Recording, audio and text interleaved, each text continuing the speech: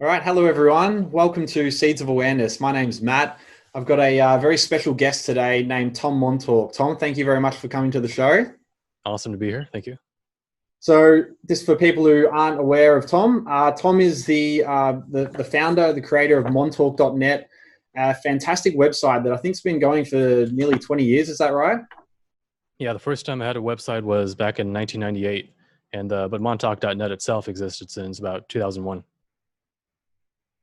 Yeah. So it's an incredible website. I highly recommend people checking it out. It's got an absolute wealth of information. It explores topics based around esotericism, Gnosticism, spiritual awakening, metaphysics, alien agendas and disinformation, and exopolitics. In particular, Tom talks about the matrix control system, which he defines as the totality of forces and mechanisms that aim to keep us spiritually asleep. He's the author of two books, Discerning Alien Disinformation, which I read a few years ago and it really blew me away. Another book called Transcending the Matrix Control System. Even more special for me, he wrote the foreword for my book, Free Range Humans. So it was, I'm very, very grateful. His work overall has just been incredible. It's given so much enlightenment and knowledge to so many people. So I'm very, very excited to have Tom on the show. So thanks again for coming, Tom.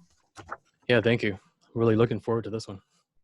So just first off, we just want to obviously discuss one of the big events going on in the world, which is COVID-19. I wanted to get your insights on it because there's just so much information out there about what's really going on, so much confusion. Seems like there's possibly a lot of disinformation as well, and really hard to sort of decipher, what the agenda is, what's real and what isn't. Some things that have really come up, sort of, some points that have highlighted for me in my research is, is it to stop Donald Trump? That's what a lot of people believe. This coming up to this election, the deep state's in panic mode. They're desperate to not let him get another election. Obviously, there's people on the camps who sort of believe Trump is a controlled opposition, so they don't sort of go along with that narrative. The other sort of general belief is that it's a biological warfare. It's been sort of spread out to sort of destroy the Western world and sort of help spread communism around the world, because as people can see, this COVID lockdown has allowed governments and allowed powers to justify implementing really massive draconian measures, all justified under the umbrella of, emergency powers and things like that. Like here where I live in Melbourne, we just got listed as a state of disaster. So for me, like I thought disasters were sort of like when cities get wiped out by hurricanes or earthquakes or something like that. And we've in Victoria, we've comparative to the rest of the world, like I think we've had only not many deaths, like under 100 deaths. So compared to the rest of the world, it's not much. And we've been listed a state of disaster, which has allowed for our government, our premier, to put us all basically in lockdown martial law. COVID has brought up a lot of things, sort of brought a lot of things to the surface, even around the germ theory. So that's something I've been looking into, like the germ theory versus the terrain theory. There's some really interesting things around that. Do germs even act the way that we've sort of been programmed that they do? There's sort of evidence around it being a planned event. I don't know if you've heard of that 2010 Rockefeller document called the Scenarios for the Future of Technology and the International Development, where they basically predicted a pandemic like this, like kind of like, step for step what's happening now. So a lot of things pointing towards it being a pre-engineered, sort of crisis. But as I said, there's so much information out there, it's hard to discern what's true. So what are your general thoughts around it, Tom?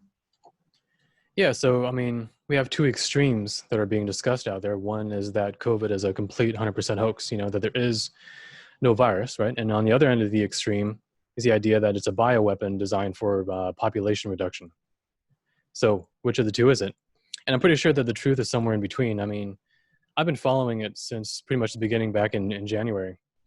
And the best assessment that I can make is that there is an actual virus. There's an actual coronavirus. There's just a bunch of different strains, but of this particular COVID-19 disease.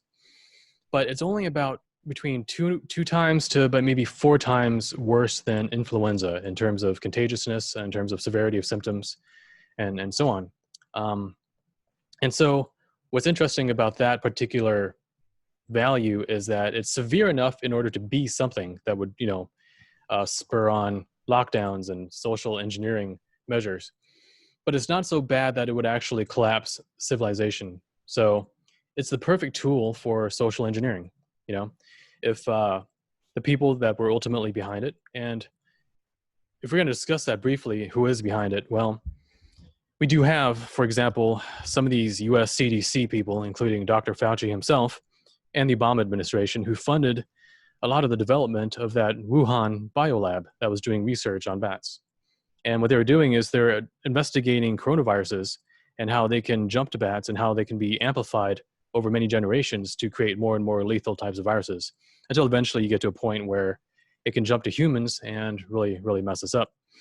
So whether it was an accidental release or not, I would say probably not, because the timing of it happened right after that simulation that the Rockefeller Foundation and all of them did, that, and the Gates Foundation and everything did back in late 2019. And it was within about a month of that this particular strain of the coronavirus appeared in China, in Wuhan. And the timing was way too coincidental. And it was also around the time that the Democrat efforts to impeach Trump was looking like it was going to fail. So it's almost like they switched to a different plan to escalate things to a higher level, which leads back into the whole political agenda about taking Trump out. Mm-hmm. Yeah. Yeah. It really feels like the war that sort of was going under the surface between this deep state and their plan to spread, more control around the world is sort of amplified and really come to the surface. And from my perspective, I'm seeing sort of, it's hard to discern whether what's going on is a sign that this deep state cabal, whatever you want to call it, has got more control, or whether these are signs of desperation. These are signs of them losing their control and just sort of like doing everything they can to control what they can before things unravel for them. Because from what I've studied of this cabal, their agendas are normally very slow and methodical, and it seems they've really amplified things. It seems like there's some sort of catalyst that is really speeding things up. So do you feel like this is just part of the plan, or do you feel like something's catalyzed things to sort of amplify faster than they might like to? Well, I think the original plan was to have Hillary Clinton administration follow the Obama administration. And she would have been in for 8 years. And she would have completed a kind of a plan or agenda that goes back many decades. I mean, I would say probably even to the early 1900s, with the establishment of the Fabian Society and all the early socialists and Marxists and their agendas to infiltrate Western classical liberalism and turn it into more of a socialist, communist, Marxist form of liberalism. And so the fulfillment of that agenda should have culminated right around now. And it would have if Trump had not been elected. So it came very close. I mean, if you look at all the video footage of the Clinton campaign and everyone surrounding it, they were 100% certain that they were going to win. I mean, it was out of the question that, they were going to lose. And so that's why Hillary didn't even have a concession speech written, so there's a long delay before she gave her concession speech. It's because a major anomaly happened, a major improbability on the timeline happened with. Did she? I heard she never conceded. Did she actually end up conceding? Yeah, she did. She did.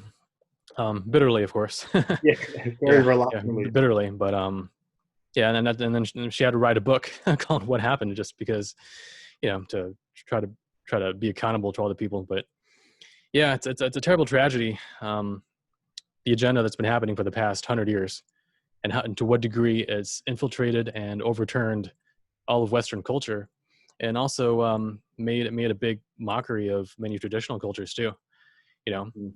China, for example, before the advent of communism, China was actually pretty remarkable in terms of its philosophical history, the amount of wisdom that was in there. And when the communist revolution happened, they killed everyone who adhered to the old laws. They smashed statues, they burned temples, they got rid of all of it as much as they could in order to make way for this new communist revolution. And, Marxism, communism, all that stuff, it's actually a form of crypto feudalism. Because what feudalism is, it's a very small, rich minority lording it over an entire peasantry that serve them. Okay. And that's sort of what you have going on in North Korea, for example. You've got this very small, corrupt elite presiding over a mass of poor peasants. And that's sort of the model that these NWO elites want for the entire planet. So that's why China is sort of the flagship country for the agenda that they do want to roll out for the entire planet. And they're trying as hard as they can through all the compromised governors and CEOs and investors in America and Australia, Europe, and elsewhere to, pretty much assimilate Western culture into becoming a sort of a feudalist slave state to this small minority. And COVID is one of the major catalysts for that. Yeah. I mean, look at everything that's happened. Yeah. Yeah, no, absolutely. Going back to that point you said before with Hillary, I just, thank God she didn't get in. It does seem like what we're seeing now is possibly was on the cards, but also was a bit of a backup plan and a real attempt to sort of gain back control against this resistance that is happening against the cabal. And in terms of how much of a threat is actually COVID, I guess the things that I look at is like how much they're needing to sort of fudge the numbers. I mean, there was a bit of a scandal there in Florida, wasn't there, with fudging statistics. Looked into things like the actual test, the PCR test, kind of getting a very, very well known to get a lot of false positives. All the fear mongering that they've had to spread throughout the media.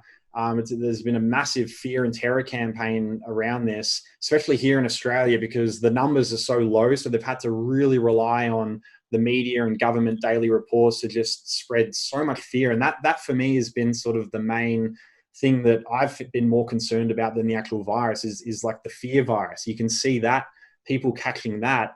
And that's when people are willing to give their powers away. But on the other hand, I see this waking more and more people up. Like I've got friends and family who, never really talk about these things, who are really wondering what the hell is going on.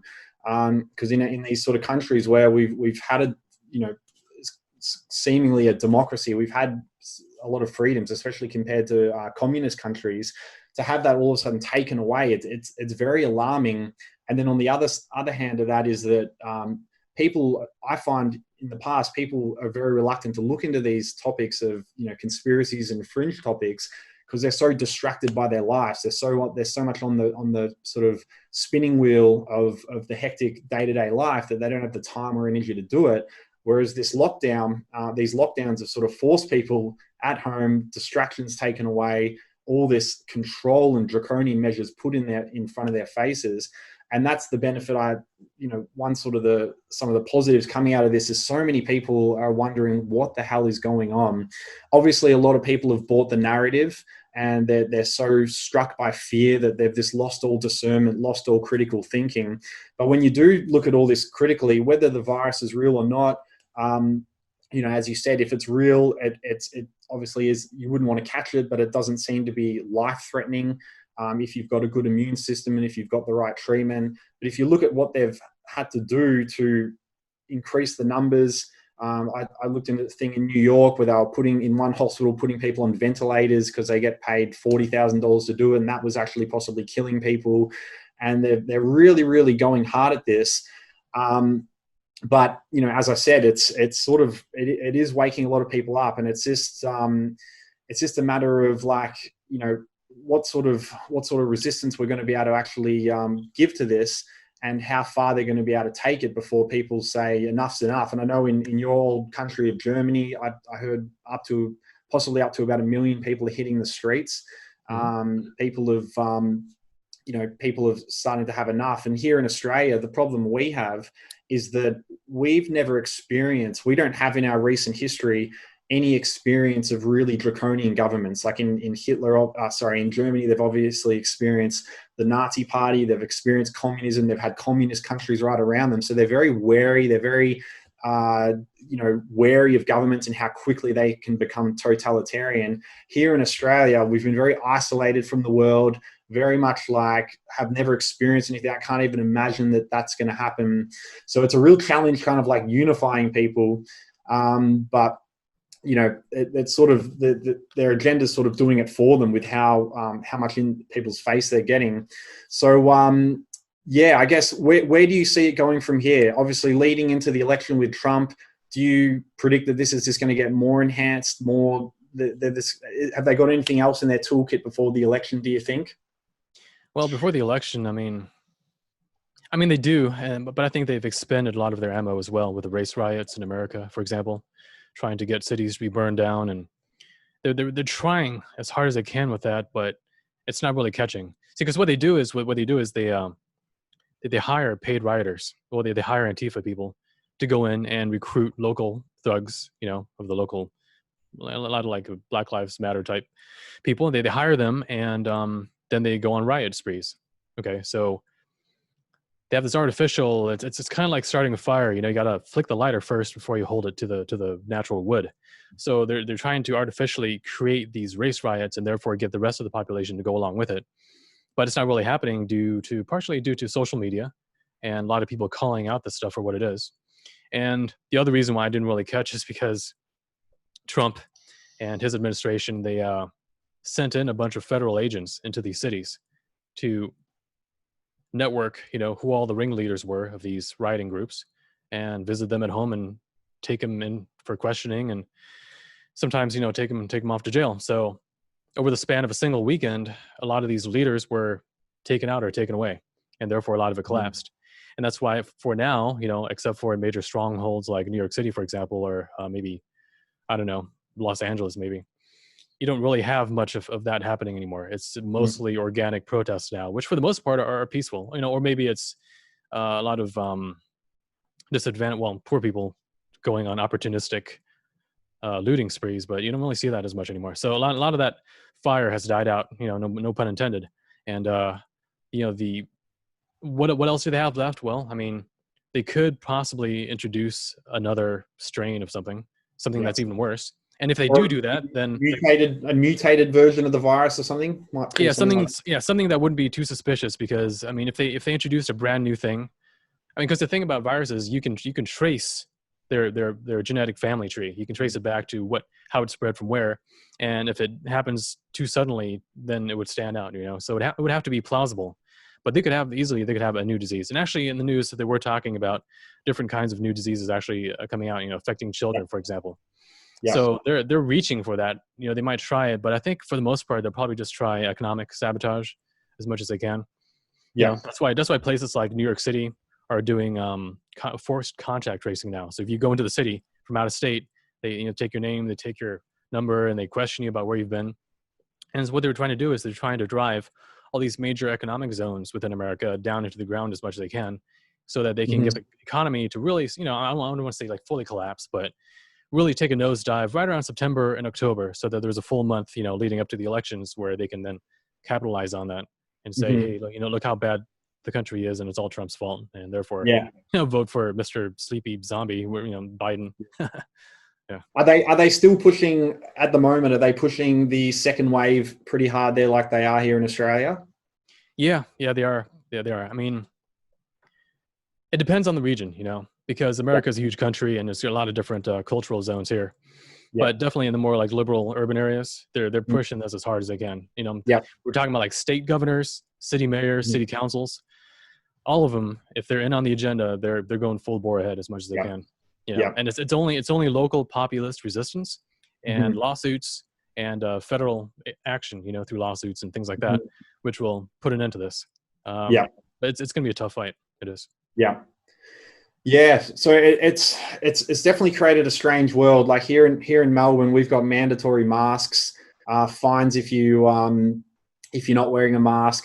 I'm not sure if it's the same there, but it'd suck there in the tropics. I could imagine wearing a mask all the time. We get fined if we're more than 5 kilometers out from our house.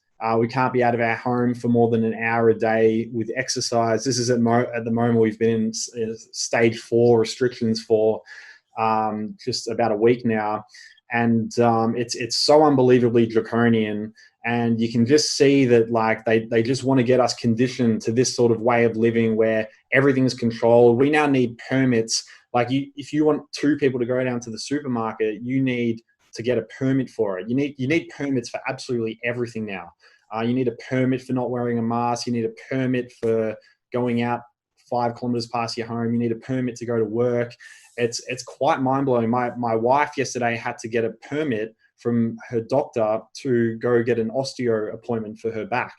And even then, the osteos were a bit anxious about accepting her in case they got in trouble. So it's like, I walk outside and I see everyone wearing their masks, and even people walking on their own down the street, like in the middle of nowhere. They're on their own, rather than breathing in the fresh air. They've got these masks, breathing in their own carbon dioxide, and they're just wearing it out of fear of getting in trouble. But they can't infect anyone. They're not near anyone. If anything, they're, in my opinion, increasing their chances of getting sick by breathing in their own carbon dioxide and sweat and all those things. It's just the world right now, especially where I am, it's very weird. You go out and you're just like, what happened? How did all this happen so quickly? I feel like I'm living in a zombie world. And you can see that they want to, obviously they'll roll these things back a bit, but not all the way. That's how they always do it. That's what David Icke calls that totalitarian tiptoe. They implement it all using fear as the justification and always a threat. And then they roll it back a bit, but not all the way. And then they just keep creeping you forward. Before you know it, you're like China. And it's definitely a world I don't really want to live in. It would be a strange world. And I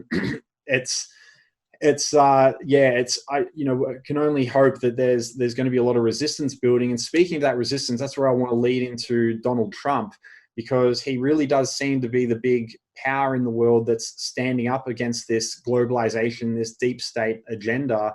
I, for a while, thought Donald Trump was another puppet. I was very disillusioned with politics and just paid no attention, especially to American politics, which, it's generally just sort of like, it's from our perspective in Australia, American politics just seems crazy that what goes on over there.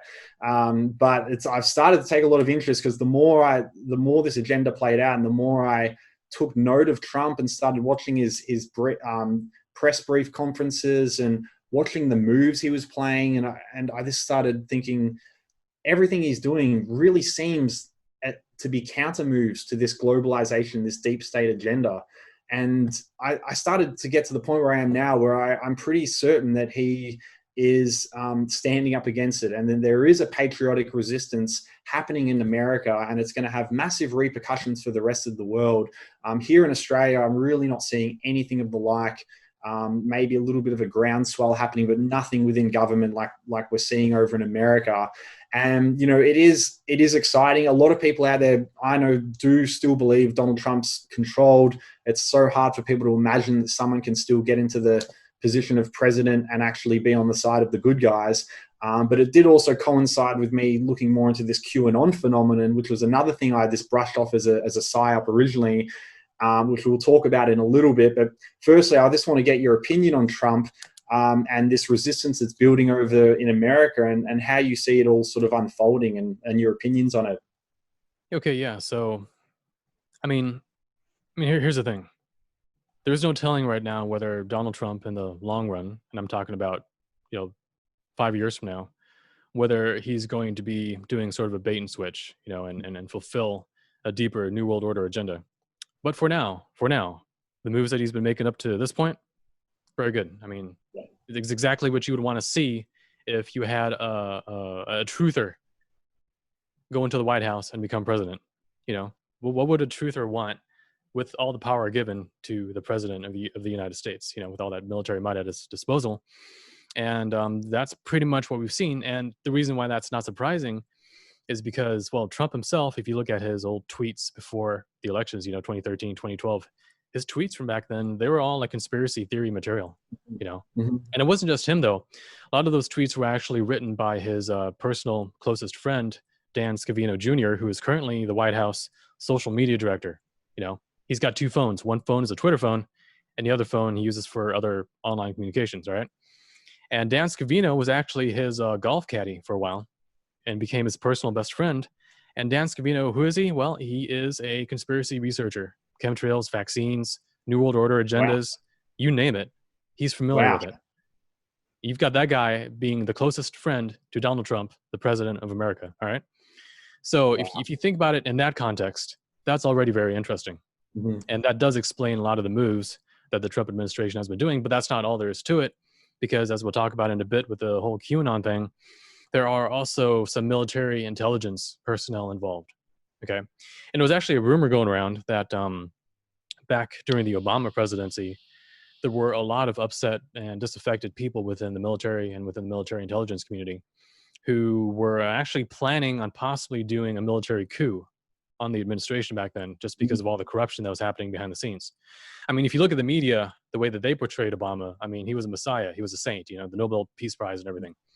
But behind the scenes, he was just another figurehead for very dark, corrupt agendas. You know, I'm talking about America and other countries being split apart piecemeal and sold to China, sold to Iran, sold to all these foreign enemies of America in order to bring it down, right? So anyway, these military insiders, they were very upset with that, and they were contemplating possibly doing a coup. And they actually somehow they tapped Donald Trump as an alternative. And Trump basically told him, you know, saying like don't do this coup thing, because if you do it, it's going to bring down America irreparably, because you can't have massive violence like that, a civil war, without destroying the country. So what if instead we do it all legally and peacefully through the election of Trump, who then would fulfill many of the agendas of this military insider group to try and restore America back to its, you know, ideal, I guess you could say. And yeah, so that's the story behind it. And it goes back a long ways. I mean, if you go back far enough in history, for example, World War II, you know, as you know, there's a lot of Nazi scientists and intelligence personnel that were brought over during Project Paperclip and other related projects. And they established themselves within the American space program during this early infancy. And they became the nucleus of the military industrial complex. So you had all these Nazis actually forming the core of the American military industrial complex. And that became a kind of a cancer that ended up taking over the nation, especially upon the assassination of JFK, which was done at their behest and in conjunction with, you know, other dark military intelligence assets like Mossad and things like that. But when that coup happened, when the military industrial complex fully took over most of America back then, there were a remnant of patriots, I guess you could call them, who didn't go along with it, but just nothing they could do. You know, they were disempowered. So what they did instead was they formed a plan that's been going on for 50, 60, 70 years now. And that is where Trump kind of comes in, because I think he ran for president at their behest. Honestly, I do. You know, and so a lot of the moves that are ascribed to him, you know, people calling him a genius and everything, I don't think a lot of those moves are actually his. I mean, he's a smart guy in terms of business acumen and negotiation. Obviously, I mean, he wrote the book on it. But in terms of that kind of stuff, I think he's more someone who would listen to those who know than he himself calling all the shots. Okay. Yeah. But him being a reality TV star, he knows how to act sometimes. He knows how to play the game. He knows how to do what he's told if he thinks it's the right thing to do. So that's what's going on. I mean, you've got Trump as a figurehead, but then you've got all these other people around him. You have the military intelligence people, and you've got people like Dan Scavino, who, you know, is a researcher of the whole truth movement. And that whole entire thing is seems to be winning right now. It does seem to be winning, despite everything else that's going on. It seems to have had the upper hand for a couple of years now. Yeah. I mean, exactly what you just said then, like with in regards to Trump, like we can't just look at it as Trump. We've got to look at it as a military operation using Trump as the figurehead. And honestly, I can't imagine any other person who would be playing that role right now. Like the amount of projection he gets from the whole world, like even on a metaphysical level, that psychic projection, it must require someone of his character to actually be able to stand up against that and all the unbelievable amount of lies and defamation of his character that goes on, the Russian collusion hoax, which went on for years. And he's been turned into the most polarizing human on the planet. And it's really quite fascinating, but he keeps fronting up day after day. And you can't imagine that he'd be able to do that without a really good supportive team behind him and without knowing that there's a really good plan in place. And it's just quite, I just find it quite mind-blowing that he became president. I think that's why people find it so hard to believe that he could be on the team of the good guys, is because they just can't imagine how anyone good can get into the presidency these days. But if there were a core group of patriots, military minded, who had a really good plan, then it does make sense. And in terms of what we're seeing, like obviously, like America is kind of like the center stage for the world of where this kind of war is happening right now. With you guys got, as you mentioned before, you've got the riots, you've got the election coming up, you've got so many things going on there. It's just insane. And on top of COVID, of course. But from my perspective, and correct me if I'm wrong, it feels like some people are freaking out because they're like, oh my God, this is the end game. This is the final stages of the control system. We're all doomed. And there's a lot of people who can fall into that doom and gloom mindset, especially when they're researching these sort of things. But I find it quite heartening to know that there are patriots that exist. There are people who really care, and not just everyday people, people who understand the system really well, people who are very strategic minded, people who understand the legal system really well. And I feel like what they've been doing is backing these deep state players into a corner, and bit by bit backing them into the corner, exposing them more and more to the world, shining the spotlight on them so everyone can see who they are, can see their true nature. Like, think about the amount of people who've just come into public consciousness this year who are clearly deep state players, especially people like, Americans like Fauci and Bill Gates and George Soros, and people who are able to manipulate things from behind the shadows in the past are all of a sudden in everyone's awareness, and people are the spotlight's on them. And there's obviously a lot of others like that. And I feel like that's been part of the plan as well, to sort of back them into a corner. And it's sort of like, if you back some vicious dogs into a corner, we all know what they're going to do. They're not just going to surrender meekly. They're going to start biting. They're going to bite and fight their way out. And I feel like what we're seeing at the moment is this deep state control, whatever you want to call it, this cabal that has had a big control over the world for a long time, backed into a corner and trying to viciously fight their way out, doing all they know what to do, which is violence, destruction, lies, propaganda. But I feel like the more they do that, the more it's unraveling. And so that's how I see it, is that what they are is backed into a corner. What we're seeing are acts of desperation, and possibly this patriotic plan, this military operation, is in more control than people realize. But it has to be very strategic. It has to be kind of done in a way where the public see for themselves the nature of these people and what's going on. What are your thoughts about that? Do you think there's some truth to that, or do you think that's a bit of wishful thinking on my behalf? Well, no, I mean, if you actually look at what people like Bill Barr and John Durham and all these other players in the Trump administration are doing, they're making solid legal cases. I mean, they're creating sealed indictments that are ready to go. Okay. And the entire operation is actually playing out very much like how they take down mafia and drug cartels.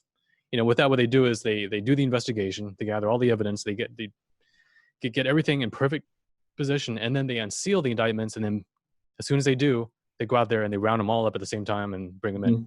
Because if you do it slowly, if you just bring in one person, then the next person, all the other ones are going to flee. They're going to scram. They're going to build up their legal defenses just in time, to avoid the majority of the hammer drop.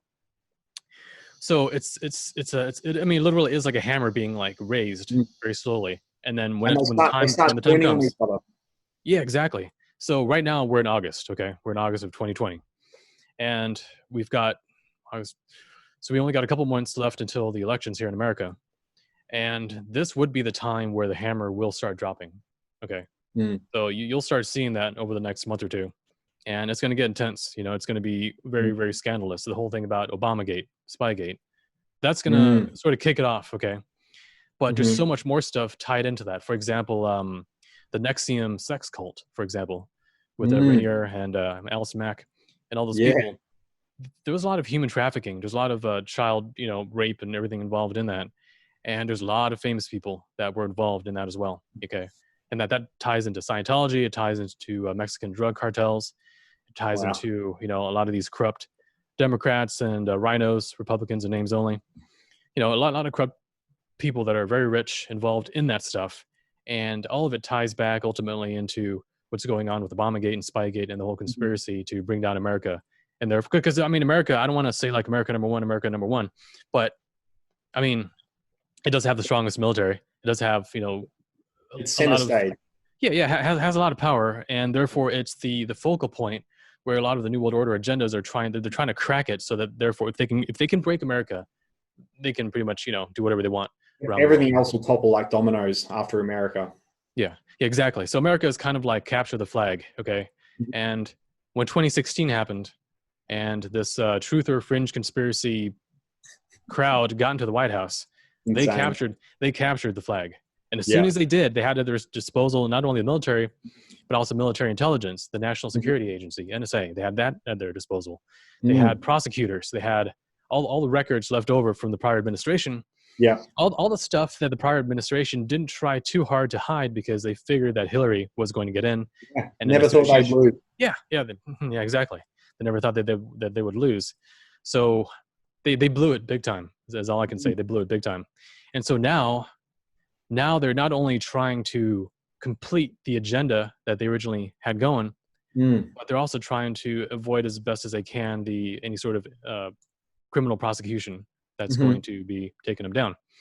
And that's the reason why they're so desperate. And that's why the timeline has kind of moved up in terms of what was happening. Because, I mean, everything that's happening now, from the coronavirus to the race riots in America to a lot of that stuff, those plans were already in place, as you said yourself with the Rockefeller report from 2010, for example.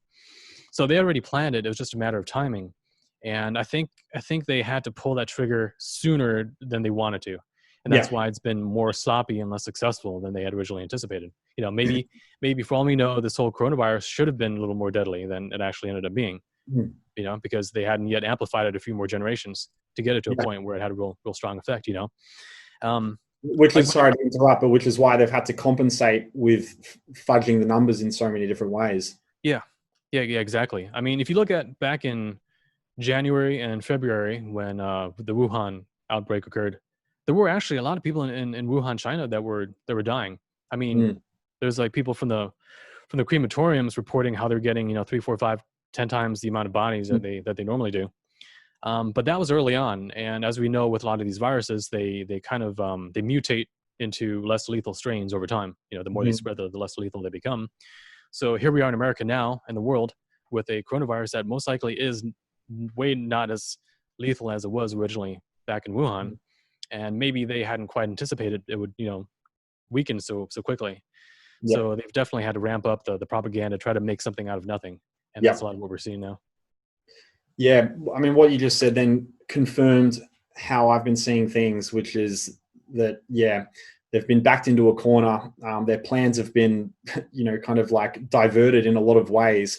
And as you said, they're not only desperate to try to complete that New World Order kind of Marxist agenda, the globalization, but also trying to recapture the flag of the most important country in the world right now for kind of standing up against what's going on. And that's what I'd like to quickly discuss. Before we talk about QAnon, I want to get into that next. But what are their chances of recapturing the flag? What do you sort of see happening in this upcoming election? And also, a lot of people talk about Trump having a trump card, having something else that is really going to deliver a blow to these this cabal. And some people are speculating that it might be Julian Assange testifying testifying for, would that be to do with the Hillary emails or something? Yeah, it has to do with, because, I mean, if you guys don't remember, so what happened was during the 2016 elections, Hillary was looking pretty good. But during the last couple of weeks, this whole scandal came out about how she was hiding 35,000 emails or so on her own private server. And her IT guy, who's actually an intelligence asset for Pakistan, he wiped a lot of that info using a program called BleachBit. And of course, Hillary played dumb, right? She was like, wiping a server? What do you mean, like with a cloth? Oh, come on. She's not dumb. She knows what she's doing. But so what happened with that was, where did the emails come from? And they were trying to blame it on a hack from Russia. Like Russian hackers got into the DNC servers, and they, and then so therefore they're trying to say that the Russians were trying to make Trump get elected, and that kind of fueled their narrative for the next couple years. But and of course, where were the emails posted? They were posted on WikiLeaks, which Julian Assange presides over. So that's why now he would be called in to testify based on that. Under the guise that he's going to be extradited to the U.S. to face criminal charges for, leaking classified information, amongst other classified information that was also on WikiLeaks. But the secret plan behind that, though, is that he knows a lot of the shenanigans that were going on back then. He knows, for example, that it was never the Russians who hacked that server. He knows that it was someone with a thumb drive who literally inserted it into one of the DNC servers and downloaded it, because that's what the data shows. And if he can testify with that, then the question is who put that data on the thumb drive. And it was this guy named Seth Rich. He was a Democratic. He was a Democrat, but he was a patriot. And he wanted to expose a lot of that information to the world, and so he handed it off potentially to Julian Assange. So that would also come out in the trial.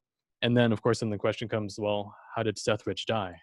Because he was killed shortly thereafter. And there's a lot of funny stuff surrounding that, suggesting that some Democratic operatives were involved in arranging his death. So there's so many conspiracies going on that could blow up once the evidence comes out. And this is all stuff that people who've researched the whole QAnon stuff, they've known this for years. But anyone in the mainstream is not going to know it. If you're watching mainstream news, you're always going to be way behind the curve. And that part of the curve is all twisted up and upside down because of the propaganda. So, you really got to dig deep into the bowels of the internet if you want the good stuff. Yeah. So can you make a prediction for this upcoming election? And do you think there's going to be any sort of more moves come out of the Trump administration? No, the way I see it now, there's pretty much a 100% chance that Trump will get reelected. And the reason why, even with mail-in voting, I know they're trying to push in mail-in voting because that's a higher chance of delaying or getting rigged. Do you think that's a threat? Yeah. Well, okay. So the reason why they're doing mail-in voting under the pretext of COVID safety is because mail-in voting is the one thing that's the hardest for the NSA to monitor. Okay. Yep. So back in 2018, the NSA actually implemented a program, and the head of the NSA said as much, that election security is one of their top priorities. So they're monitoring local election networks or areas and people involved in that for election fraud. They're monitoring it. Okay. But mail-in voting, that's the one thing that's hardest for them to do, and that's why the opposition is trying so hard for mail-in voting. But I think there's going to be a lot of legal challenges to that, because the mail-in voting that's already occurred in various states has been so disastrous that I think it's gives enough evidence that it can make a good legal case for there to be an injunction filed to stop mail-in voting from happening. But they're going to try. I think things go bad, the election will be very messy and it's going to be inconclusive for a while, and there's going to be a lot of legal wrangling and protesting. But the reason why I say it's almost 100%, well, or pretty much is 100%, is because a lot of the evidence against the opposition in terms of the crimes that they've been up to, the human trafficking, the money laundering, all the scandals that they've been up to, that's already in the possession of the criminal prosecutors of the federal government, of the Trump administration. And so they already have it all. They have it all.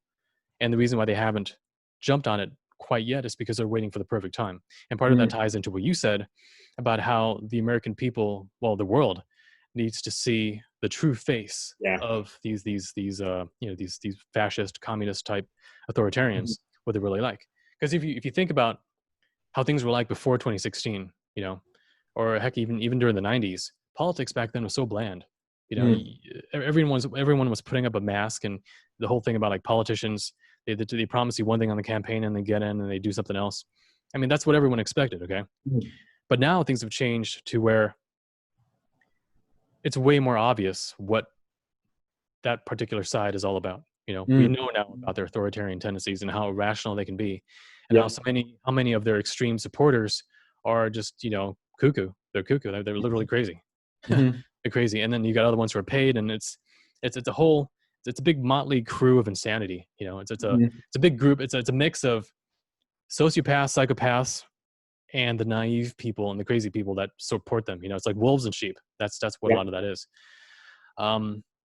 So they're not going into this with a lot of momentum. They have a lot of tricks. They have things that they can try, but they have the media. They have the media in their control. Yep, they sure do. But the media itself, a lot of those personnel are also complicit in a lot of these crimes.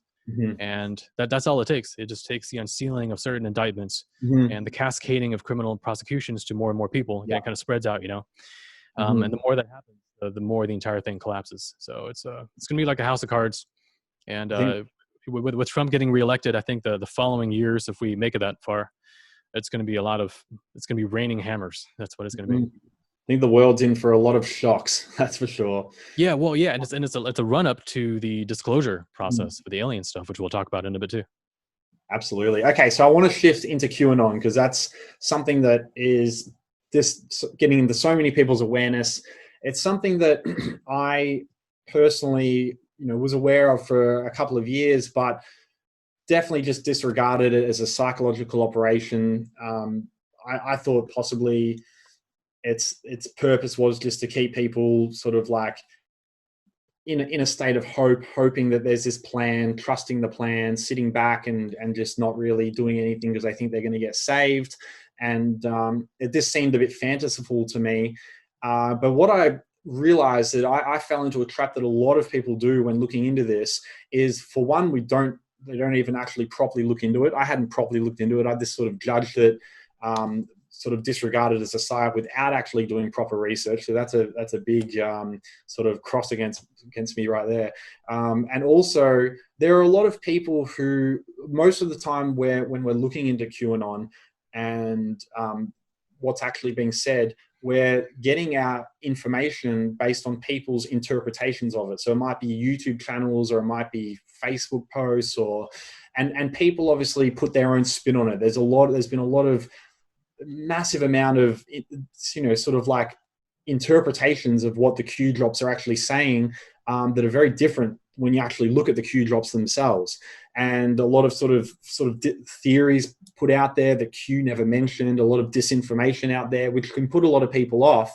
So I highly encourage people, if they're at that stage, just to put down your beliefs, put down what you thought was possible, what you thought, how these things normally work, and really actually look into it yourself. And you did a great podcast with our mutual friend Bernard Gunther on his podcast. And that was the first time that really opened my mind to kind of looking deeper into it. And when I looked at the actual Q drops, there was also a book that I read called by Neon Revolt. I've forgotten the name. It'll come to me in a sec. Do you remember the name of that book? No, but I know. Revolution Q, it's called, by a guy called Neon Revolt. It's a brilliant book. This gives you sort of, from the very beginning, the very first Q drop, this kind of takes you on a journey of exactly what it is. And it seems to me, in my summary, and before I get your thoughts on it and your opinions on it, it seems that this military operation that's been based around Trump as the figurehead, this patriotic resistance in America that's happening, needed a way to filter information out into the general public, needed to build themselves an army of digital warriors who could bypass the mainstream media, get information out into the world that percolates up into the mainstream awareness, even if it is disregarded at first, but it gets into the public awareness, especially things around the child trafficking, Obamagate, the Hillary emails, the Hillary Bill and Melinda Gates Foundation and the Hillary Foundation and all the corrupt things that they've been up to. And that's how I see Q now, is that it's a military operation within the Trump organization that's sending these coded sort of cryptic messages through these uncensored platforms, media platforms called the Chan networks, that are getting out to these people who call themselves the Anons, which is just short for anonymous, and basically giving them little tidbits of information for them to go research and then share that research out to the general public. And what I've found is that what this movement done is it hasn't actually put people on set people into this sort of wishful thinking, passive state where they're just waiting for this plan to happen and they're not doing anything.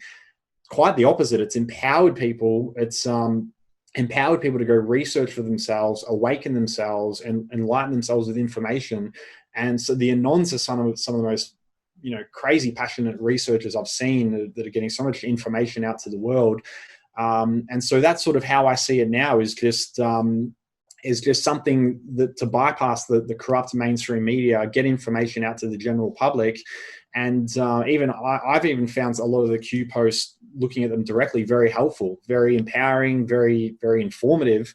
And so that's where I'm at with it now. And I'd love to get your opinions on it.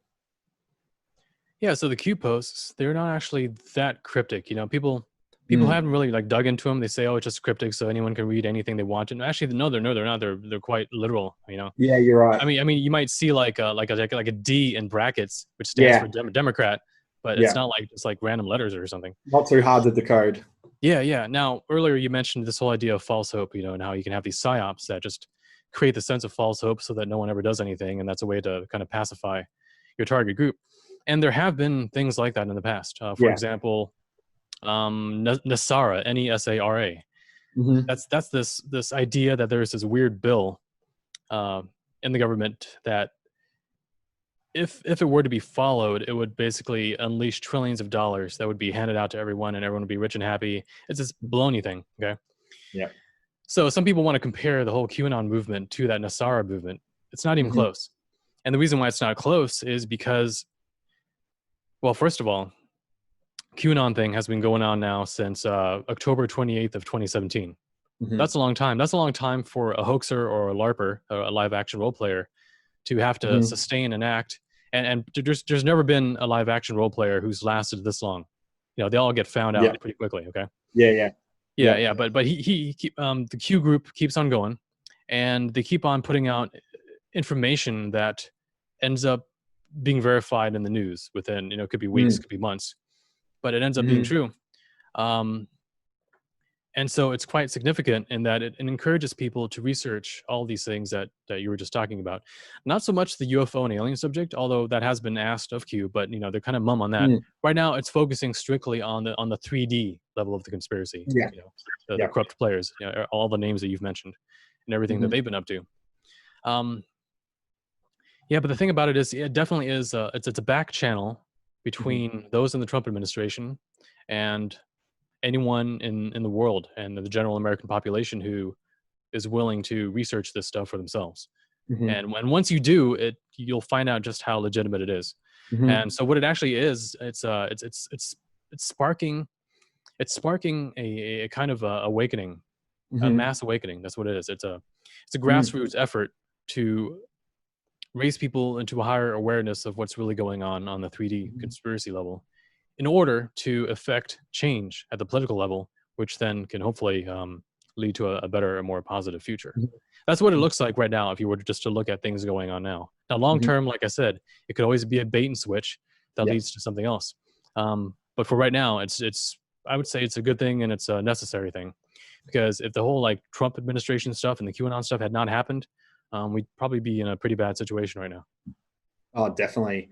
I mean, that book I mentioned before, Revolution Q, he talks about they had the Obama Hillary sort of, you know, administrations back to back had this 16-year plan to destroy America, and he outlines it in the book. And oh man, shit was going to get real. If what he's saying is true, it was going to get very, very bad. Like people don't have any idea how close it was to disaster.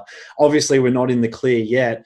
But it was close to getting really, really bad. And I guess with the Q thing, and even with the Trump stuff, is that obviously it's a given that we don't want to put all our blind hope into it. We've all got our role to play. We've got to keep working on ourselves, keep working to, you know, raise up our community and our family, and do our own shadow work and our own self work, and not use it as something where we're just sitting back and just, you know, eating popcorn and watching it all play out.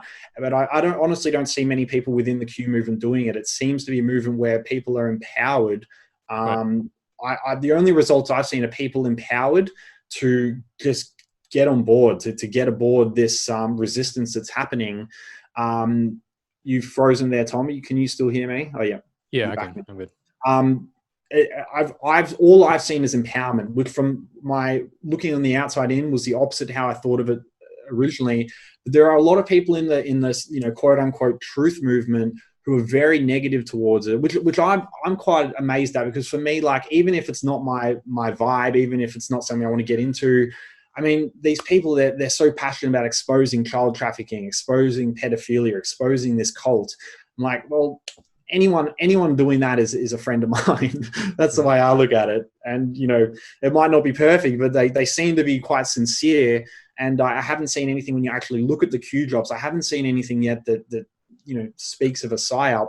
But there are a lot of people, you might have noticed it in the truth movement who are very negative towards it. They they call people Q-tards, and they're sort of just completely wipe it off as a psyop. But I also find those people tend to be very, I think it's a bit of a trap people can fall into getting into all this stuff, is that sort of doom and gloom mentality where everything's a trap, everything's a psyop, don't trust anything or anyone. There's sort of like, there's no hope in it for a lot of people. Like sometimes I wonder what fuels them, what like keeps them going, because they don't seem to have any hope in their message. The one thing that looking into Trump and this patriotic resistance and the QAnon is that it's filled me with a lot of hope. It's given me a feeling of hope for the future, and I don't think that's a bad thing. And it's given me very different perspectives of things. Obviously, I'm going to still remain very discerning. You never know. It could do that bait and switch, as you said. We don't want to put our false hope into anything. But at the same time, like I approached it from such a skeptical perspective. It took me two to 3 years to get a real close observation and analysis to start going, okay, I'm pretty certain now that, this is legit. So what do you think about that faction of the truth community? If you've observed it, they're just a very, very, very negative towards all this stuff, and just seem to think that everything's pretty hopeless. Okay, yeah, I mean, there's a bunch of different things going on with that. I mean, for starters, not everyone in the supposed truth community is actually a truth seeker. Some people are just contrarians. They're the professional, habitual, addicted contrarians or pessimists. It's like they always, I mean, if you really want to psychoanalyze it, I think what it is they derive a sense of specialness and ego identity from being the rebel, being in the minority, being the underdog. So they always want to go they always want to go against what's popular. They always want to go against what's kind of trendy or the other people are jumping on board with. They want to go against it in order to be like, yeah, I'm the conspiracy theorist. I'm the one pointing out the what's wrong with that. I mean, if you're really dedicated to truth, of course you're going to scrutinize everything to try to figure out if there are any flaws to it. But so what so many of these people are doing, though, it's not that. It's rationalizations. It's pseudo-skepticism. So they come up with logical fallacies, strawman arguments, red herrings, everything like that, to discount what's actually a legitimately probably good phenomenon. So related to that, just going back quickly to the idea of how the whole QAnon movement has affected things. Well, first of all, when you see videos of these Trump rallies, there's a lot of people there wearing Q t-shirts and holding Q signs, and a lot of people who you don't see because they were told not to wear that stuff inside the stadium. So you don't see it out there. But if you look at the people standing in line, so many of them are wearing it. So it's kind of become almost a household name in a sense, to where if you go to a family reunion or a barbecue or something, you'll find out your grandma or your aunt is a QAnon believer. You know what I mean? It's kind of crazy what's happening. Yeah. And so just as we had, like, let's say the Matrix movies, from Wachowski brothers, just as we had the Matrix movies create a common language, red pill, blue pill, Matrix, things like that. Matrix agents, they provide a framework, a language for people to communicate ideas that pertain to it. Likewise, the whole QAnon movement is likewise providing a kind of a common language or a common paradigm for a lot of different people from different cultures to talk about the same ideas, which if you actually look into what the big picture is that the QAnon group is trying to portray, in terms of like who's doing what, it's very good stuff. It's correct. It's correct. I mean, if you compare it to all the best research that's been done, I don't want to say like David Icke, but even like William Cooper, for example, who else? Jordan Maxwell. A lot of these guys, they were on it for a long time. They're on it for decades. And so a lot of what QAnon is saying is not in contradiction with that. It's actually not even in contradiction to the research I've done in regards to the alien agenda, And that's the only reason why I haven't discounted Q completely, is because no matter what's being said in it, none of it actually contradicts what I am pretty reasonably sure is the case in regards to agendas, So it's passed pretty much all my tests so far, and that's why we're talking about it now.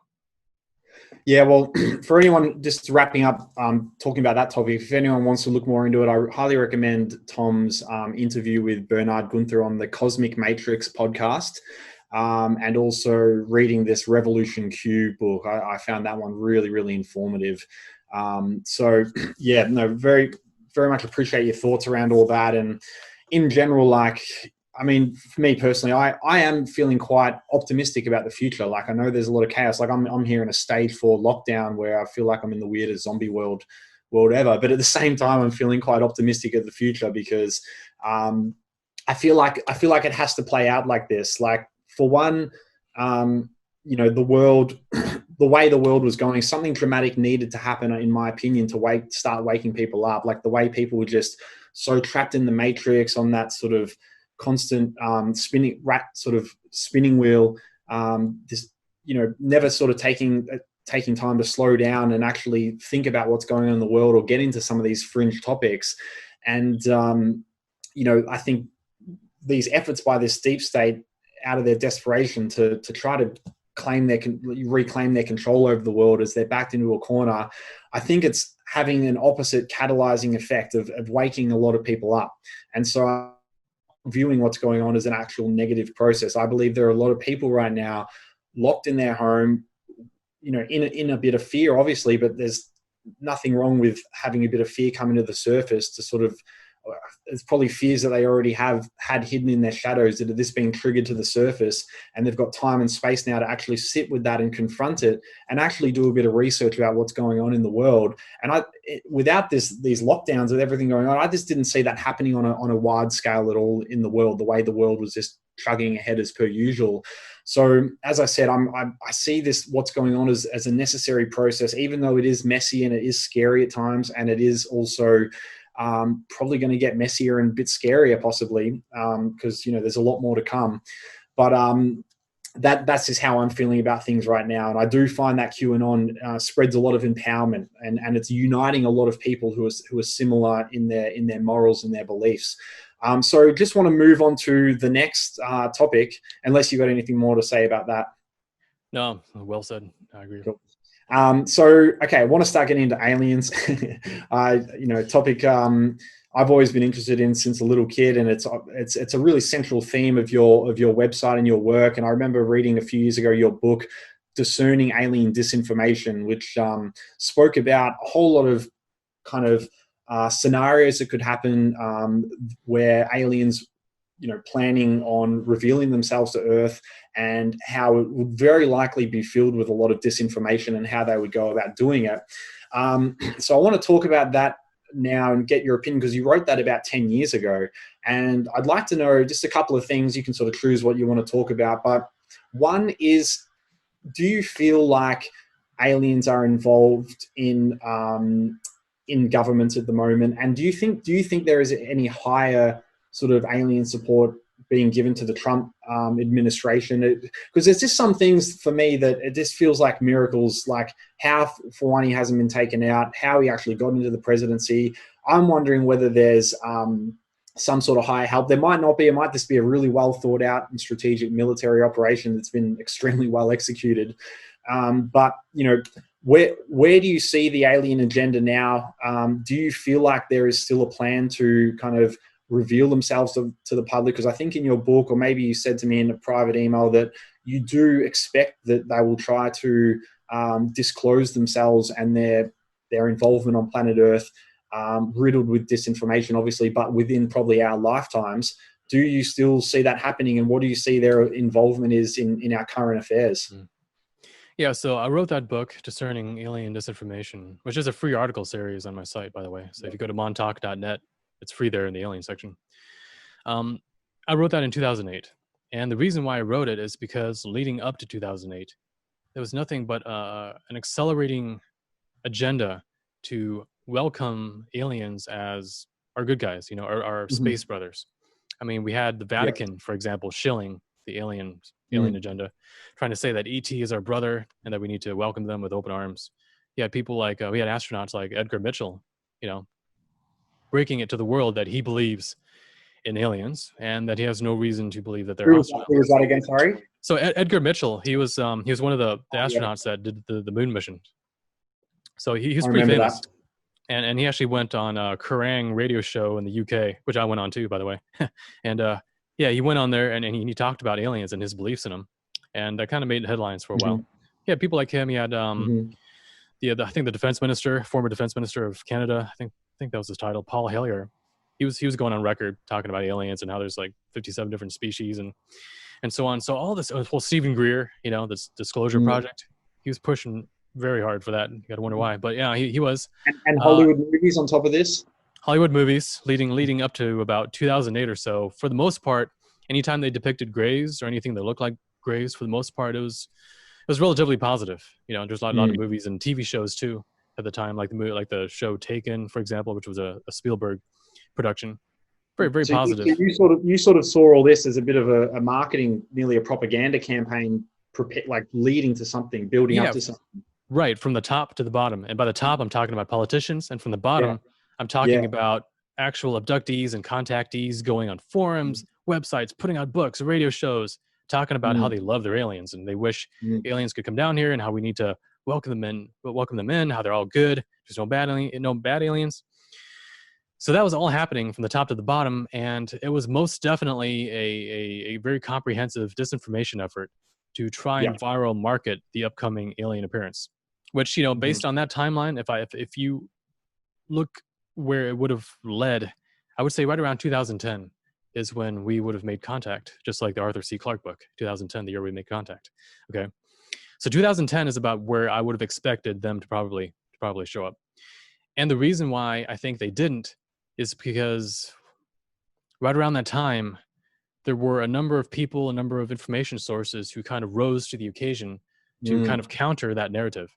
And they Mhm. started putting out a lot of research exposing the alien agenda and how it worked. I mean, my own article series and book, Discerning Alien Disinformation, that's exactly what it was about. It Mm. was about analyzing all the avenues, all the methods, all the ideas that the alien disinformation campaign was using to try and portray themselves or try to rationalize themselves away as being the good guys. Despite all the abductions, despite the cattle mutilations, there were actually books out there at the time that they're so apologetic for the alien agenda, it was sickening. I mean, I remember one example where it was literally trying to rationalize the benefits of anal probes, trying to say that they were rejuvenating. They're good for you. Literally. Yes. What? Yes. Yes. They're trying to say that anal probes are actually quite rejuvenating. They're good, So okay, great. And they're trying to say that I don't know. I don't want to get into it all. It's all in part 4 of my alien Yeah, discerning that's. alien I've heard disinformation. enough. That's all I need to hear. Yeah. So that's one of the funnier examples. But it was quite Oh. ludicrous, to what lengths they went to try to portray themselves as the good guys, right? But Mm. because there was a lot of resistance against it, I think they pulled the plug on that agenda. And so 2010 came and went. And actually, I noticed right around 2009 and 2010, that's when we started seeing movies and TV shows and stuff coming out portraying aliens as potentially hazardous. And I'm talking about like real aliens, like greys and reptilians Mhm. and mantis beings.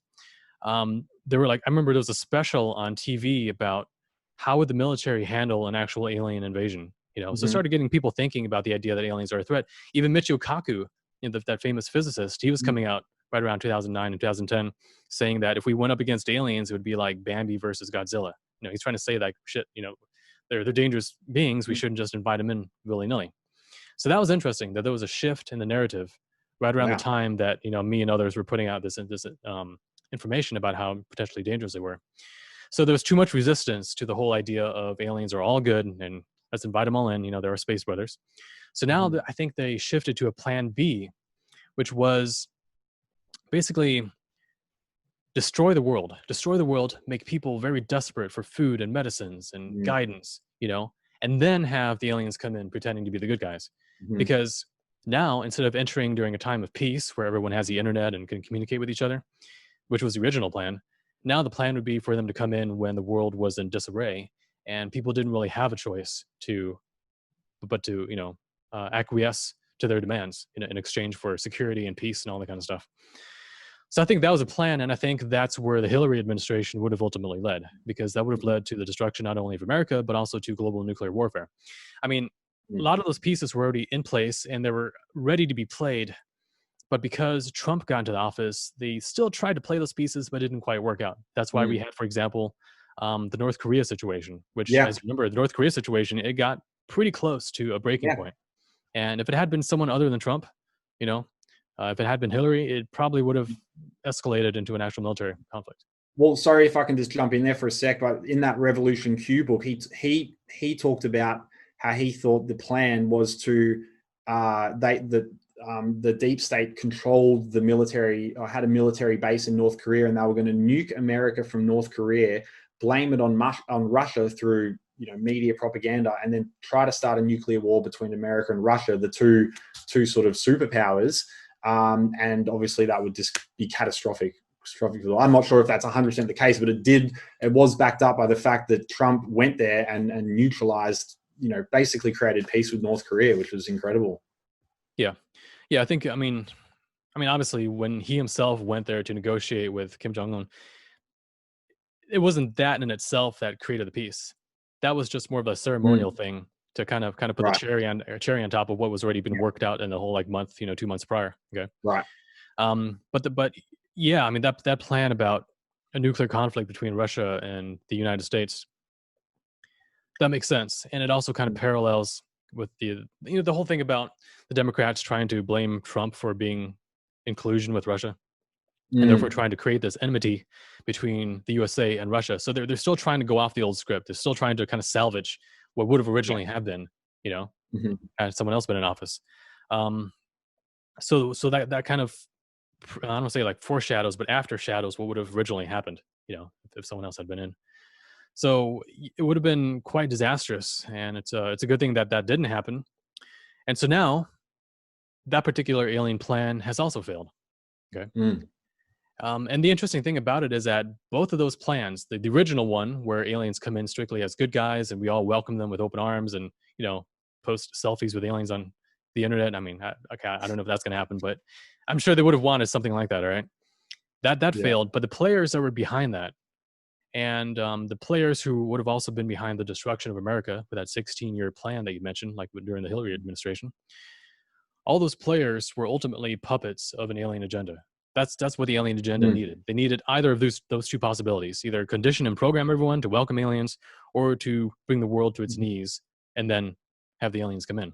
Okay, so neither of those plans worked out, and therefore, all the players that were necessary for that plan, they lost their support from the alien agenda, because now they're no longer being used, because that agenda is over. It's not going to work out, and that's the reason I think why a lot of them are going to be going down, through prosecutions and exposure, things like that. It's because they no longer have the so-called mandate of heaven, meaning the protection of alien forces, because now they're no longer useful to that agenda. So they're going to have their plug pulled.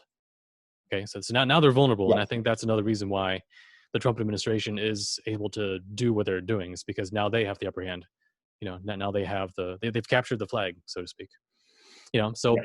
If there is a plan C, what would the plan C be? Well, plan C would probably be where Trump wins the election, has another 4 years, and during those 4 years, you have the fruition of the Space Force, you have the fruition of a lot of this Black Ops technology being released to the public, supposedly for the general good of mankind, okay?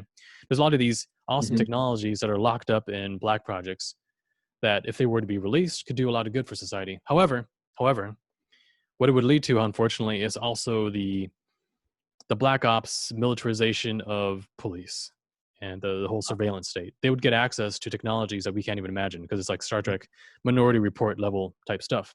And so therefore, what that would ultimately lead to then is a new kind of technocratic New World Order kind of situation, where you have people that are pro-Trump, pro-MAGA, make Earth great again. It's going to be like a mega kind of a movement, all right? You have these people who are backing that sort of a technocratic revitalization, like a golden age. And that entire thing follows the template of what a lot of Christians talk about being the reign of the Antichrist. Someone who makes world peace, who is totally admired, who shows signs and wonders in the sky. Okay. And that's the risk that I can see happening potentially with both Trump and also the QAnon thing, because that entire thing does that rely on Trump and Q doing a bait and switch and being something completely different? Yeah, exactly. And the reason why I say that is because there's this idea out there, which I think it makes a lot of sense, that the left, the radical left, is actually being secretly controlled by what are actually right-wing extremists, or just fascist extremists, I should say. Right. In other words, like crypto Nazis that are kind of left over from World War II and maybe their descendants. And the thing about the Nazis, they always viewed the left as degenerate, okay, and they always viewed Americans as kind of not having discipline, just being kind of rowdy and kind of stupid, kind of buffoonish, you know, kind of. And funny enough, Trump kind of embodies that. He plays that character, you know, on a world scale. But the idea being that so much of the political correctness that we've seen over the past 50 years that's gotten increasingly insane, you know, so much of the radical Marxism and socialism and communism that's out there, that's oppressing human freedom, it's driving people mad with what's going on. What if that is all just a ruse to try to get the population to see what the dangers are of having too much freedom, of being too liberal, you know, of being too tolerant? Okay. So it's almost as if you have these fascists, these crypto Nazis, who viewed Western civilization, like in America, for example, as being degenerate and wanting to kind of like rub it in our faces by basically taking all of our strengths, our freedom, our liberties, our tolerance for other people and other cultures and other races, and kind of amplifying that to a very dysfunctional state, to where now a lot of people can look around at like Black Lives Matter, and we can look at, you know, like the drag queen story hour with kids, all that kind of stuff. We can look at that, and it's very easy, if you're not careful, to look at that and get so angry at it that it kind of pushes you in the very direction that these crypto Nazis want you to go, which would be like an extreme form of the alt-right in a way. Okay. Like where you kind of like, you kind of trend towards white ethno-nationalism, white supremacy, things like that. Yeah. And, you know, I'm not an apologist for what people of a certain race do, you know. I mean, I'm pretty much a realist when it comes to that. But when you go so far that you enter into like neo-Nazi territory, then you've lost the plot, because you have to subscribe to a lot of logical fallacies to even believe those level of things, you know? Yeah. So, and they've really created that as an identity, that right-wing nationalist identity, and the media definitely portray that as the enemy of people, and so you can see how that would try to push people to actually act like that and fulfill it. So I can totally see how that would be a trap. And the reason I say that is because if you remember, in Charlottesville, Virginia, there was a big protest there about the taking down of Confederate statues. Okay. Yeah. And what ended up showing up there? You had Antifa on one side, and then you have these neo-Nazis showing up on the other side, led by Richard Spencer. Yeah. And Richard Spencer was actually a Democrat for the longest time. He's probably still was and still is. So it seems like two arms of the same beast being introduced, you know, into these hotspots in order to foment division, in order to polarize the population into either extreme fascism, you know, extreme like right-wing Nazi type stuff, or into like extreme like communist socialism. Either one of those things, the elites win. You know, that's what they want. They both create the same outcome, don't they? Yeah, exactly. So the truth isn't exactly in the middle. It's a little bit more towards the right, I would say. I mean, left and right are false paradigms. I mean, obviously, but I'm talking more about the more like conservative, patriotic, libertarian type groups. That is the nucleus that's going to give birth to a positive future. And along with, you know, some common sense people, a little bit like center left, you know, like the people who are into environmental preservation and animal rights. I mean, that's good stuff, you know. I'm not arguing against that. But I mean, if those guys united with the liberty patriot type people on the right, that'd be an awesome combination. And I think that's what the future is going to be. Yeah, I think it's just important people don't identify with those labels and those groups, and just keep following what feels right within them. What feels moral and what feels good and what feels just, and keep serving truth. And we won't get caught in the trap of falling into those labels those divisions that they want us to fall into.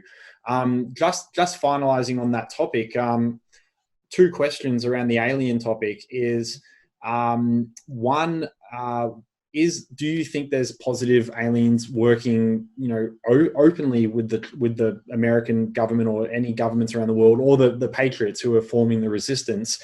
Do you think there's any, you know, is there any positive alien help hand there that's trying to counter the negative alien agenda? And also, why do the negative aliens, why are we at a point where they want us to disclose themselves to humanity? Are we at a point where it's because we're technologically advanced enough for them, intellectually advanced enough for them to actually come out into the open again? Because I think it seemed like they were a few thousand years ago and then went covert for a long time. And it does seem like they want to come out. Like if you look, as you said, if you look at the propaganda campaigns and all the, in the movies and everything going on, it does seem like they want to come out in the open. They're prepping our minds for it.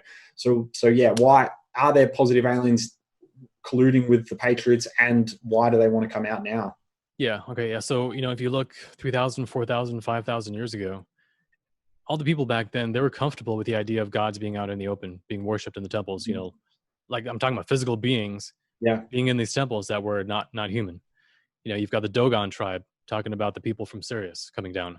You've got just tribes all over the globe, talking about these sky beings. And these sky beings would war amongst each other.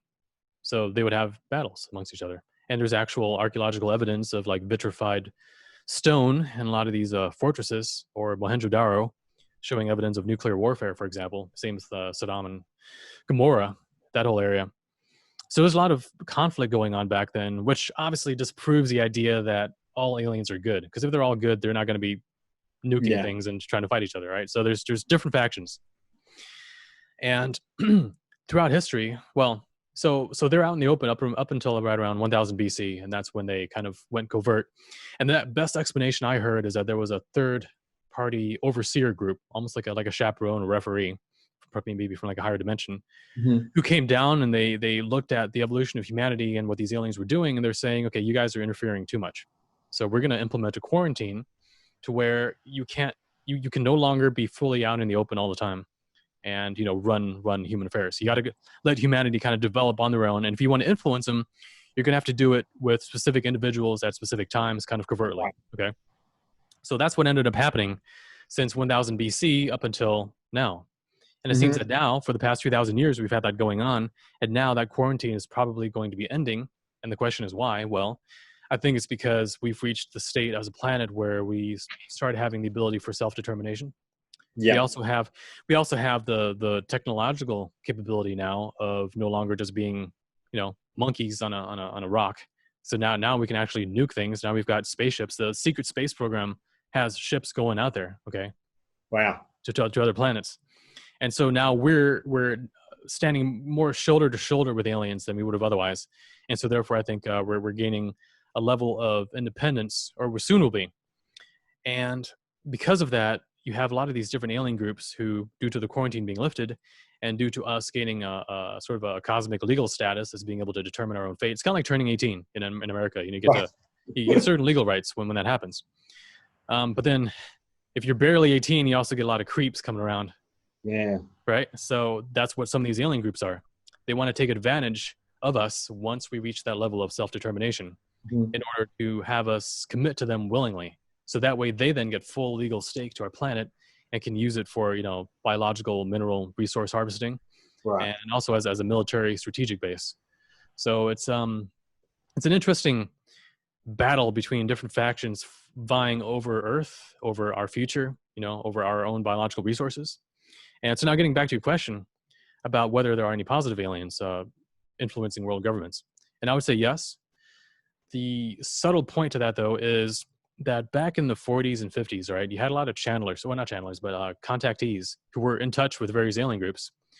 Some of them were in touch with positive alien groups who at the time, they looked like you and me, pretty much. They looked human, maybe more like Scandinavian or more Nordic. So people at the time thought that they were Venusians, people from Venus, but that's just a cover story. Same with like Pleiades. I doubt a lot of these aliens are actually from the places that they say they are. It's just a cover story because they might actually be interdimensional time travelers or something like that, or maybe from a different star system they don't want to reveal. But anyway, so there's all these different alien factions contacting people during the 40s and 50s. And interestingly enough, in the late 50s, a lot of them had to leave. And they actually told their contactees as much that, we're not allowed to be here anymore, or as openly as we are. And the reason why that was, if you research ufology down a different line, is that back then the U.S. government, or the secret part of the U.S. military, was actually making deals with different alien factions, treaties.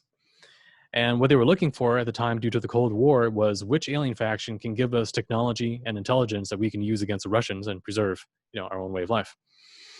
And unfortunately, the negative alien groups were all too willing to share, trinkets of technology in exchange for things like permission to abduct the population, in exchange for, being able to work with elements of the military black ops, military industrial complex. And so at the time, I think the U.S. black ops groups, I think they thought that they had a handle on it. It's like, yeah, sure, we'll do that. We'll work with them. But what they didn't know at the time is that over the next couple of decades, they would become 100% infiltrated and controlled by these same negative alien factions, which is what the aliens wanted all along. I mean, seriously, it's kind of like what the British Empire did to various native tribes around the world. Yeah. As part of the whole imperial agenda. They would go into these tribes, and these tribes, they don't know anything about law. They don't know anything about the intricacies of, global economics. So they were taken advantage of. They were raped for the resources, and that's kind of what happened to the U.S. government, the non-elected government, I should say. They got swindled by these negative alien groups, and so that, together with the Nazi nucleus that I mentioned was being brought over from Germany and became the nucleus of the military-industrial complex, it's all part of the same thing, because the Germans, if you remember, they were actually in contact with alien groups, prior to World War II. They were in contact with what they called were aliens from Aldebaran, but who knows if they actually were. But, those same aliens were giving them advanced technology. They're giving them schematics for spaceships and anti-gravity and all that kind of stuff. So those aliens, which were probably negative Nordic aliens in my estimation, and reptilian groups, that's what I think it was, they kind of came to America with the Nazi intelligentsia. And they then used the military-industrial complex to kind of steer the negotiations with these aliens, these very same aliens, and basically take over the entire thing. Okay. And then JFK, funny enough, at the time, John F. Kennedy, he wanted to expose the whole UFO cover-up, and he wanted to expose secret societies and the agenda that was going on behind the military-industrial complex. He wanted to take the CIA and, as he said, scatter it, to the winds in 1,000 pieces. And that's why he was killed for it, because he was trying to upset this massive agenda that was going on. So they took over, and ever since the 60s, we've had America and a lot of other Western nations under the control of these negative alien factions. Right. However, not everyone who was in the secret government at the time went along with that plan. I think there was a small group that didn't go along with it, but what could they do, right? I mean, they lost for the time being. And as I mentioned earlier in the show, they kind of created a long-term plan to try to win things back. And so that brings us to today with the Trump administration and the military intelligence insiders who are behind them, a lot of which are actually affiliated with the NSA. And the interesting thing about the NSA is that of all government agencies, it's a military agency, unlike the CIA, which is not. So they're a military intelligence agency. They seem to have a lot of tie-ins with alien groups.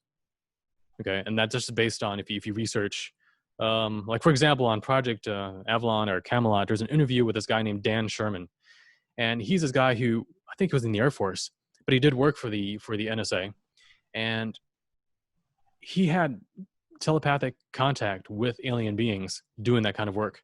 Okay, so the NSA is where you would go if you want to learn about alien stuff. They're the ones that are kind of tied into that.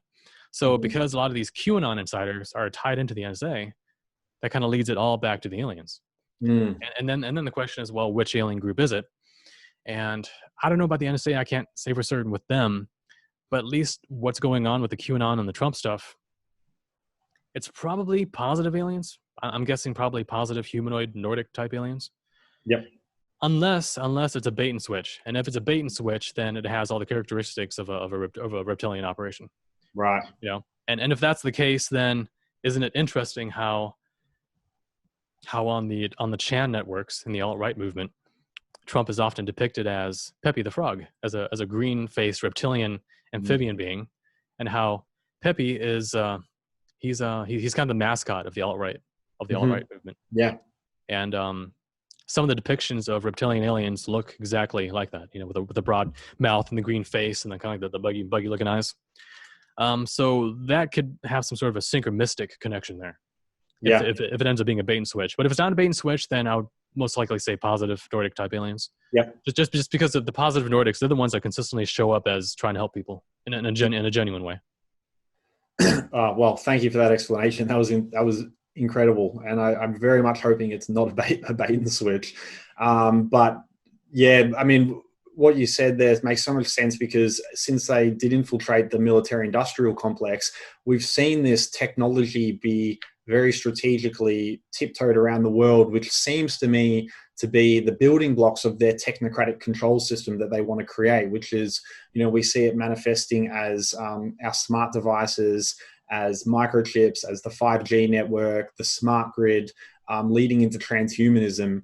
This, to me, we don't need to go into this, because I know we've been going for a while. We should probably wrap this up soon, but it does seem to me that all that technology is the fingerprints of a negative alien agenda, which obviously could be used for positive purposes if used in benevolent hands. But it seems that it could very much easily be the structure of a technological control system. So, and the way it's so strategically released, like decade after decade, like just, like this perfect kind of gradual, like, kind of upward trend. Like, it's just, I don't think the things of this always develop that way. I feel like it's developed in secret black ops projects and then released, but probably with help from the negative alien agenda in developing. Well, yeah, because I mean, even the Roswell crash, there's a lot of evidence that the items that were retrieved, they contain advanced alien technology. Yeah. And this technology was seeded into the private corporate industry in order to be injected into our society as part of our thing. I mean, that's why we have lasers now. That's why we have, super small transistors and RAM memory. Okay, it's because of technology that kind of relates to that. And what are all these technologies used for? Well, right now they're used for surveillance, for the internet, for monitoring of the entire population. So any further technologies that they would introduce, it's always going to be a double-edged sword, right? Yeah. It's always going to be a double-edged sword, which can be used for good, but it can also be used for evil. And so I think that's why a lot of this stuff is being allowed at a higher spiritual, metaphysical level. It's because it's not set in stone that it's all going to be negative, that it's all doomed. In fact, it can all turn out very positive. Even if it takes a lot of bumpiness and suffering in the meantime to get to that point, but it will ultimately end up in a positive way. And that's also why positive forces, whether it's spiritual in the form of, higher self-guidance or angelic beings, that's why they are trying to help us. And that's why positive aliens are trying to help us, because all of them seem to believe that there is a chance for good. There's a chance for a positive future. And then they wouldn't be trying to intervene and trying to give us a helping hand if that weren't the case, if there weren't a chance, right? So that's why no matter how dire things get, it's never dire enough to fully give up, because these higher beings know things that we as humans don't. So if even they see a glimmer of hope, even if they see the light, then there's no reason why we shouldn't either. Yeah, no, very well said. And I mean, even if some of this stuff is like the technology being released is part of a negative alien agenda, I can already see positives in how it's connected us from all around the world, like us talking like this. Not to say all technology is, by the way, but if some of it is, we're connecting and talking like we are right now from the opposite ends of the world, which is just wouldn't have even seemed close to possible 20, 30 years ago. It's all quite remarkable. There is sort of that silver lining to everything. But yeah, I was keen to wrap this up. There's so many topics we could keep exploring, because your whole body of work has just covered so many different topics. I particularly, if we ever get to chat again, I would love to talk more about the the deep space program. My antennas really went off when you mentioned that. That's just a subject I'd really love to know more about. And maybe you could write a big, nice article about it one day. Hint, hint. And also, I would love to explore more into esoteric topics and spiritual development and awakening and stuff centered around that, because I do feel like what we're going through is possibly a catalyst for a spiritual evolution, an evolution of humanity on spiritually and our level of consciousness. And I'd love to sort of talk about concepts and topics around that. But today, because there's just so much going on in the world and so much in our faces, I was hoping to, just wanted to keep it more to that 3D level and current events and politics and stuff like that. But the things that you've explained have just been absolutely phenomenal, and also tied it into this alien agenda, which I know for a lot of people on face value, like you've been looking into that stuff, your whole life. I've been looking into that for about 10 years and been interested in most of my life. And so it's a normal conversation for us to have, but for some people hearing that, they'll be like, what, alien agenda? But I highly recommend, if you want to look more into these things, check out, as I said earlier in the interview, Tom's website at Montalk.net. So much information on there. It's just incredible. Or people can check out my book on my website, which is seedsofawareness.com.au. I do talk about the alien agenda, and I talk about occult entities in this. And Tom has a fantastic forward in that as well. But I'd love to get you on again sometime and explore some of those other topics. But yeah, thank you so much for coming on the show. And I was just hoping to get your, just to finish off, I was just sort of wanting to get your sort of advice or your any message you'd give to people around the world right now listening in, because there's a lot of people in the world right now who are scared. It's very turbulent times here in Melbourne. I know a lot of people are scared. We've never experienced anything so draconian in our lives. So much uncertainty about the future. A lot of doomsday predictions going around. People are just feeling a lot of emotions, feeling it's very confronting times, and this is happening all around the world. And people can start feeling quite hopeless. So what would be, just wanted to see just to finish off, if you have any message to people like in that position right now who are listening in. Mm-hmm. Yeah. So, there's that famous Einstein quote, which is that a problem cannot be solved from the same level of consciousness that gave birth to it. And so we have to kind of keep that in mind when we look at all the problems that the news is blaring in our faces. Because what the news actually is we think we're receiving things from it. We think we're receiving information from it, but actually it's sucking energy and attention from us into itself. Okay. So news, it's good to be aware of things, but also be aware of the fact that it is a black hole on a vibrational level. Mm-hmm. And what it wants you to do is it wants you to become angry and reactive and fearful and paranoid in a way that gets you to pursue only physical 3D solutions to these problems, mm-hmm. forgetting all about the 4D and higher spiritual solutions to it. And so what kind of solutions are those? Well, I'm talking about basically spiritual prepping. That's what I'm talking about here. How do you deal with these times that we're in a spiritual wise way? Part of it is simply becoming aware of what your options are, so that the more aware you become in terms of information and what's actually going on, like for real, the more informed your choices. So that mm-hmm. way you don't support people who don't deserve your support. Therefore, you don't take actions that don't deserve, to be taken. But that's merely the intellectual side.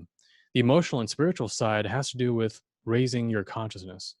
And what do I mean by raising your consciousness? It means breaking free from the mindset that you are small and vulnerable and less than and doomed, and forsaken. All that stuff. If you ever get into the field of researching spiritual warfare or demonology or what happens to people when they come under demonic or negative influences, the end goal of all those things is to make you feel as small and powerless and hopeless as can possibly be. Okay. And so much of what the media is pushing at us is the same thing, just done through, propaganda and manipulation of intellectual knowledge. Okay. But the most important thing you can do is hold on to what motivates you as a spirit to make life worth living, whether it's your hope for the future, whether it's your dreams, whether it's things that fascinate you or give you peace and harmony, anything positive that lifts your soul and that mm-hmm. comes from the heart and that kind of makes you feel more alive, more grounded, more here, mm-hmm. more fulfilled. Seek that stuff out. Even if you're locked down at home, seek it out. I mean, there's stuff online, there's books, there's things you can write, there's music, all of it. You need that more than ever now because you're in a spiritual warfare situation where things are trying to drag you down into a bottomless abyss, okay? And you've got to keep your eye focused on the light, And then it doesn't have to be a light about things will be okay in a physical sense, because things might actually get pretty tough. But I'm talking about the light of being bigger than all this, of knowing that this is ultimately an illusion and that, you're beyond this and you actually have more power than they want you to believe, okay? You have to hang on to that. You can even exercise your powers of consciousness and your powers of being able to emit positive vibrations by doing positive reality creation or manifestation techniques in order to holographically tap into a positive future and attract it. Okay. Because, we're all walking antennas that give off these spiritual quantum vibrations that attract certain probabilities into our lives. So that's why some people have an easier time having good luck and other people have a very bad time having good luck. They're just beset by misfortune after misfortune. It's because there are things going on a subconscious level, on the level of emotion and your deep-seated beliefs about yourself and the world and the way you view life, your life philosophy, that ends up manipulating this reality in itself at a quantum level and bringing in corresponding experiences into your life. Okay. So much of the negative stuff that's going on now, it's a big fear program to not only program us in a Pavlovian sense to be okay with being herded like animals. So, which by the way is actually it's in preparation of an actual eventual alien show up where they show up and people are in lockdown. So they need the entire planet on lockdown before they can show up, because otherwise people will be running wild, scared and crazy. But if people are already used to staying indoors, obeying quarantines and, curfews and such, well, it's not too big of a leap for that. But what I'm trying to say is you just got to stay on top of that and not let that define who you are and what your life is about. Try to find freedom no matter what your situation is. Yes. And if you're someone who wants to fight, then go ahead and do it. Fight on the level of activism. Do it smartly. Do it through the legal system. Do it through elections. Do it through whatever means you have available. Just because you're spiritual doesn't mean you've got to be a pushover, a doormat, right? They're not mutually exclusive. And just because you do spiritual prepping by upping your vibes and focusing on a positive future doesn't mean you can't also physically prep, through getting yourself in shape and being in better financial situations to withstand what's to come, with the economy. So, just be smart and stick to put your base in the higher part of yourself, don't base it in your lower fear reactions, but do it from a place of awareness and courage and bravery, and then you'll have it made. Yeah, beautifully said. Thank you so much for finishing on that message. For me, when I connect into that eternal part of myself, it really does transcend a lot of the fears in this illusory kind of reality, and taps you into that courage to sort of pursue that mission that we came here for, and just surrender to whatever happens. So thank you so much for finishing off on that message. Really, really appreciate you coming on and having a chat. There's so much information you've shared. I'm sure for a lot of people there'll be a bit of processing after this interview, but thank you so much, man. I look forward to chatting you on the to getting you on again. Yeah, appreciate it. Thank you. Thanks, Tom.